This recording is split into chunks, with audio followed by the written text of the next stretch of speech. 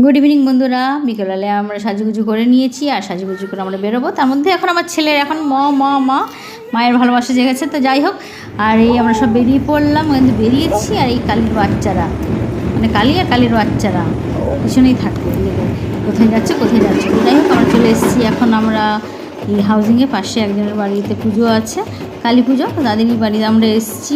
এখানে তুলসী মঞ্চে কী সুন্দর পুজো হচ্ছে, আমরা একটু দাঁড়িয়ে পুজোটা দেখলাম নিচে। আর এই হচ্ছে ওরা ঘর সাজিয়েছে, কী সুন্দর সাজিয়েছে, কালী পুজো বলে কথা। আর এই উপরে এসেছি, তো মায়ের মুখটা ঠিক মতো নিতে পারলাম না, কারণ পুরোহিত মশাইরা চলে এসেছেন, পুজোর তোড়জোড় শুরু হয়ে গেছে। এর মধ্যে আমরা চলে এলাম খাওয়া দাওয়াতে।